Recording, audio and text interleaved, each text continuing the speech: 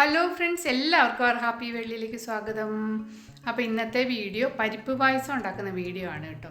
പരിപ്പ് പ്രഥമൻ്റെ വീഡിയോ ആണ്. അപ്പോൾ നമുക്ക് വീഡിയോ കണ്ടിട്ട് വരാം.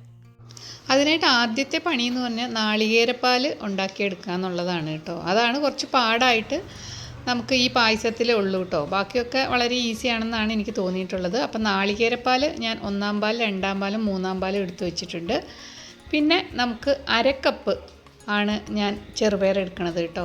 അപ്പം അത് എടുത്തിട്ടുണ്ട്. പിന്നെ കുറച്ച് കാഷ്നട്ട്, ഏലയ്ക്ക, പിന്നെ ശർക്കര ഏകദേശം ഒരു 300 ഗ്രാമാണ് ഞാൻ എടുത്തേക്കണത്. അത് ഒരു 7 അച്ച് ആണ് ഞാൻ എടുത്തേക്കണത് കേട്ടോ. അത് കുറച്ച് വെള്ളം ഒഴിച്ചൊന്ന് മെൽറ്റ് ചെയ്യാനായിട്ട് വെച്ചിട്ടുണ്ട്. ഇനി നമ്മളൊരു ചീനിച്ചട്ടി എടുത്ത് അപ്പോൾ അതിലേക്ക് നമ്മുടെ പരിപ്പിട്ട് കൊടുത്ത് നന്നായിട്ടൊന്ന് വറുത്തെടുക്കുക. ഒരു ചെറിയൊരു ഗോൾഡൻ ബ്രൗൺ ആക്കിയിട്ട് നമുക്ക് എടുക്കാം കേട്ടോ. അപ്പം ഗ്യാസ് നമ്മൾ സിമ്മിലാക്കിയിട്ട് ആ ചെറിയ തീയിൽ വേണം ഇതൊന്ന് വറുത്തെടുക്കാനായിട്ട്. ഇപ്പം നമ്മുടെ ശർക്കര ദേ ഇവിടെ പാനിയാക്കാനായിട്ട് വെച്ചിട്ടുണ്ട്, കുറച്ച് വെള്ളം ഒഴിച്ചിട്ട്. ഇനി ഇത് ചെറിയ തീയിൽ പതുക്കെ സ്ലോലി അത് വറുത്തെടുക്കണം കേട്ടോ. പെട്ടെന്ന് തീ കൂട്ടി വെച്ച് കഴിഞ്ഞാൽ അതിങ്ങനെ കരിഞ്ഞു പോവുകയും ചെയ്യും, നന്നായിട്ട് ഫ്രൈ ആയിട്ട് വരില്ല. അപ്പോൾ ചെറിയ തീയിൽ നമ്മളിങ്ങനെ ഫ്രൈ ആക്കി എടുക്കാം. അപ്പോൾ ഞാൻ ഒരു കാര്യം ചെയ്യുന്നുണ്ട്, കുറച്ചൊന്ന് ഫ്രൈ ആയി കഴിഞ്ഞാൽ കുറച്ച് ഞാനൊരു 2-3 സ്പൂണൊന്ന് മാറ്റി വെക്കുന്നുണ്ട് കേട്ടോ. എന്നിട്ട് ബാക്കിയുള്ളതാണ് നന്നായിട്ടൊന്ന് ഫ്രൈ ചെയ്തെടുക്കണത്. ഇപ്പോൾ അത് ഇതേ കുറച്ച് ഒന്ന് ഫ്രൈ ആയി വന്നിട്ടുണ്ട്. അപ്പം ഞാൻ കുറച്ചൊന്ന് അതിൽ നിന്ന് എടുത്ത് മാറ്റുന്നുണ്ട് കേട്ടോ. ഇതെന്തിനാന്ന് വെച്ച് കഴിഞ്ഞാൽ ആ പായസം ഉണ്ടാക്കുമ്പം ഈ നമ്മളധികം വറുക്കാത്ത ആ പരിപ്പ് നന്നായിട്ട് അങ്ങോട്ട് വെന്തങ്ങോട്ട് അതിലങ്ങോട്ട് മെൽറ്റ് ആയിട്ട് വന്നോളൂ കേട്ടോ. ബാക്കിയുള്ളത് നമ്മൾ ഒരു ഗോൾഡൻ കളറിലൊന്ന് വറുത്തെടുക്കുന്നുണ്ട്. അത് അധികം അങ്ങനെ എന്താ പറയുക, അതിൽ വെന്തങ്ങോട്ട് പിന്നെ അലിഞ്ഞു പോവില്ല. മറ്റേത് അലിഞ്ഞു പോകുമ്പോൾ ഒരു കൊഴുപ്പും കിട്ടും. ഈ ഗോൾഡൻ കളറിൽ നമ്മൾ വറുത്തെടുത്തത് അങ്ങനെ അലിഞ്ഞു പോവില്ല, ഒരു കഷ്ണം പോലെ, ചെറിയ കഷ്ണം പോലെ അവിടെ കിടന്നോളും. അതിന് വേണ്ടിയിട്ടാണ് ഞാൻ അപ്പോൾ കുറച്ച് പരിപ്പ് മാറ്റി വെച്ചത്. ഇപ്പം നമ്മളിതേ അതൊരു വേറെ പാത്രത്തിലേക്ക് മാറ്റിയിട്ടുണ്ട്. ഇനി ഒന്ന് ജസ്റ്റ് ഒന്ന് പെട്ടെന്ന് തന്നെ മാറ്റിയിട്ടോ, അല്ലെങ്കിൽ ഇനി പെട്ടെന്ന് കളർ കരിഞ്ഞു പോയാലോ എന്ന് വെച്ചിട്ട് ഞാൻ വേറെ പാത്രത്തിലേക്ക് മാറ്റിയിട്ടൊന്ന് നിരത്തിയിട്ടിട്ടുണ്ട്. ഇനി നമുക്ക് മറ്റേ പരിപ്പും കൂടെ അതിൻ്റെ കൂടി ഇട്ടിട്ട് നന്നായിട്ടൊന്ന് കഴുകി എടുത്തുകൊണ്ട് വരാം. ഇപ്പോൾ നമ്മളത് കഴുകി എടുത്തുകൊണ്ട് വന്നിട്ടുണ്ട്. ഇനി ഒരു ചീനിച്ചട്ടിയിൽ ഞാൻ കുറച്ച് വെള്ളം ഒഴിച്ച് അത് തിളച്ച് വരുമ്പം നമുക്ക് ഈ പരിപ്പിട്ട് കൊടുക്കാം. ഇനി ഈ പരിപ്പിട്ട് കൊടുത്ത് നന്നായിട്ടൊന്ന് വേവിച്ചെടുക്കാം. ഇത് വേണമെങ്കിൽ നമുക്ക് കുക്കറിൽ വേവിച്ചെടുക്കാം കേട്ടോ, പെട്ടെന്ന് തന്നെ വേവും. ഒരു വിസിലോ 2 വിസിലോ മതി. പക്ഷേ ഞാനിത് ഈ ചീനിച്ചട്ടിയിൽ തന്നെയാണ് ഇത് വേവിച്ചെടുക്കുന്നത്. നല്ല അടി കട്ടിയുള്ള ട്രൈപ്ലേ അങ്ങനെയുള്ള ചീനിച്ചട്ടിയാണ്. ഇതിലാണ് ഞാൻ വേവിച്ചെടുക്കുന്നത്. ഇതൊരു അരമണിക്കൂർ മുതൽ ഒരു 20 മിനിറ്റ് തൊട്ട് ഒരു 30 മിനിറ്റ് വരെ മതി. അതിൻ്റെ ഉള്ളിൽ നമുക്ക് വെന്ത് കിട്ടും. അപ്പം ഞാൻ പരിപ്പിട്ടിട്ട് ഒന്ന് അടച്ചു വെച്ച് കൊടുത്തിട്ടുണ്ടായിരുന്നു കേട്ടോ. ഇപ്പം ഞാൻ അടപ്പ് തുറന്ന് നോക്കിയപ്പം അത് ചെറുതായിട്ട് ഒന്ന് വെന്ത് വന്നിട്ടുണ്ട്. ഇനി കുറച്ചും കൂടെ ഒന്ന് വേവാനുണ്ട്. ആ വെള്ളമൊക്കെ വറ്റി ഒന്ന് വെന്ത് വരട്ടെ. ഇപ്പോൾ ആ വെള്ളമൊക്കെ വറ്റി പാകത്തിന് വെന്ത് വന്നിട്ടുണ്ട് കേട്ടോ. ഇനി നമുക്ക് ശർക്കരപ്പാനി ഒഴിച്ച് കൊടുക്കാം.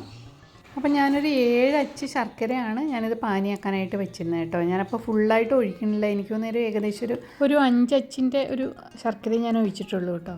ഏകദേശം ഒരു 1/4 കിലോ ശർക്കരയാണ് ഞാൻ ചേർത്ത് കൊടുത്തേക്കണത്. അരക്കപ്പിന് 1/4 കിലോ ശർക്കര. വേണമെങ്കിൽ കുറച്ചും കൂടെ ചേർക്കാം കേട്ടോ. കുറച്ചും കൂടെ മധുരം വേണ്ടവർക്ക് കുറച്ചും കൂടെ ചേർത്ത് കൊടുക്കാവുന്നതാണ്. അപ്പം നമ്മൾ ആ ശർക്കരയൊക്കെ ഒഴിച്ച് കൊടുത്ത് നന്നായിട്ടൊന്ന് ഇളക്കി കൊടുത്തു.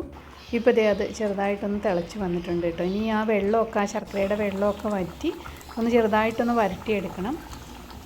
ഇനി ഞാനിതിലേക്കൊരു ചെറിയ സ്പൂൺ നെയ്യ് ഒഴിച്ച് കൊടുക്കുന്നുണ്ട് കേട്ടോ.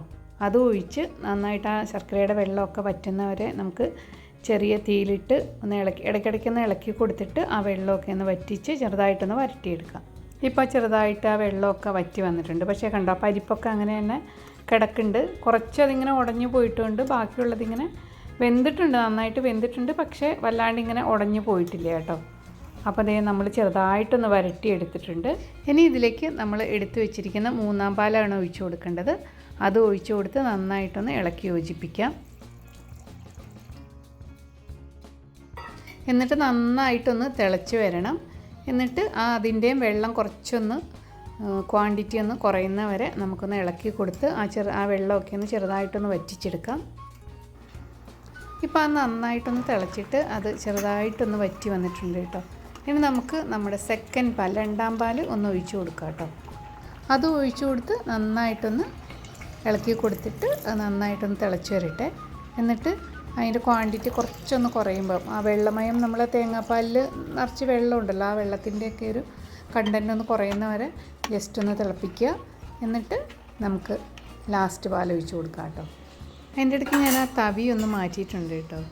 ഇപ്പോൾ അത് നന്നായിട്ട് പായസം നന്നായിട്ടൊന്ന് തിളച്ച് വന്നിട്ടുണ്ട്. ഇനി കുറച്ചും കൂടെ ചെറുതായിട്ട് ഒന്ന് വറ്റി വരണം കേട്ടോ. ഇനി നമുക്ക് ഇതിലേക്ക് ഏലക്ക, നമ്മൾ പൊടിച്ച് വെച്ച ഏലക്ക ചേർത്ത് കൊടുക്കാം. അതും ചേർത്ത് കൊടുത്ത് നന്നായിട്ടൊന്ന് ഇളക്കി യോജിപ്പിക്കാം. ഇപ്പോൾ അത് ഒന്നും കൂടെ ഒന്ന് ചെറുതായിട്ടൊന്ന് വറ്റി കുറുകി വന്നിട്ടുണ്ട് കേട്ടോ.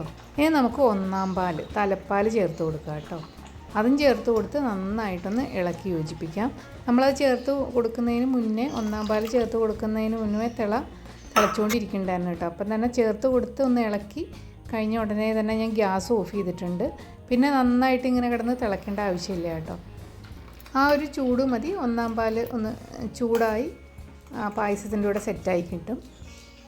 ഇപ്പം നമുക്കിങ്ങനെ ഇളക്കുമ്പോൾ കാണുമ്പോൾ നമുക്ക് ഇത്തിരി വെള്ളം പോലെ തോന്നുമെങ്കിലും ഇനി അത് ഇരിക്കും തോറും ഒന്ന് കട്ടിയായി വരും കേട്ടോ. ഇനി നമുക്കിതിലേക്ക് കാഷ്നട്ടാണ് വറുത്തിടാൻ പോണത്. കാഷ്നട്ടോ മുന്തിരിയൊക്കെ വറുത്തിടാം. ഞാനിപ്പം കാഷ്നട്ട് മാത്രമേ വറുത്തിടുന്നുള്ളൂ കേട്ടോ. അതിനായിട്ട് ഞാനൊരു പാത്രത്തിൽ നെയ്യ് ഒഴിച്ച് അത് ചൂടായി വന്നപ്പം കാഷ്നട്ട് ഇട്ട് കൊടുത്തിട്ടുണ്ട്. അതിനി നന്നായിട്ടൊന്ന് വറുത്തെടുക്കാം കേട്ടോ. ഞാൻ കുറച്ചധികം കാഷ്നട്ട് ഇടുന്നുണ്ട് കേട്ടോ. ഇനി ആ കാഷ്നട്ടൊക്കെ ഒരു ചെറുതായിട്ടൊരു ഗോൾഡൻ കളറാവുന്നവരൊന്ന് ഫ്രൈ ചെയ്തെടുക്കാം. ഇപ്പോൾ അത് നന്നായിട്ടൊന്ന് ഫ്രൈ ആയി വന്നിട്ടുണ്ട്. ഇനി നമുക്ക് നമ്മുടെ പായസത്തിലേക്ക് ചേർക്കാം കേട്ടോ. ഇപ്പോൾ ആ പായസത്തിലെ പരിപ്പൊന്നും അങ്ങനെ അലിഞ്ഞങ്ങോട്ട് പോയിട്ടില്ല കണ്ടോ. കുറേശ്ശൊക്കെ അങ്ങനെ കിടക്കേണ്ട. അത് നമ്മൾ നന്നായിട്ട് ആ പരിപ്പ് നമ്മൾ നന്നായിട്ടൊന്ന് ഗോൾഡൻ കളറാക്കി ഒന്ന് എടുത്തിരുന്നല്ലോ, അതുകൊണ്ടാണ്. അപ്പം നമ്മൾ ആ കാഷ്നട്ടൊക്കെ ഇട്ട് കൊടുത്തിട്ടുണ്ട്. ഇപ്പോൾ അത്യാവശ്യം നല്ലൊരു കൺസിസ്റ്റൻസി ആയിട്ടുണ്ട് പായസത്തിൻ്റെ. ഇനി ഇരിക്കും തോറും കുറച്ചൊന്ന് കട്ടിയാവും കേട്ടോ. അപ്പം ഞാൻ ആ കാഷ്നട്ട് ആദ്യം ഞാൻ വിചാരിച്ചു വേറെ പാത്രത്തിലേക്ക് ഇങ്ങനെ സെർവ് ചെയ്തിട്ട് കാണിക്കാമെന്ന്. പിന്നെ ഞാൻ വിചാരിച്ചു വേണ്ട, അതിൽ തന്നെ മതിയെന്ന് വെച്ചിട്ട് ഞാനത് കുറച്ച് ബാക്കി വെച്ച കാഷ്നട്ട് പിന്നെ അതിലേക്ക് തന്നെ ഇട്ടു കേട്ടോ.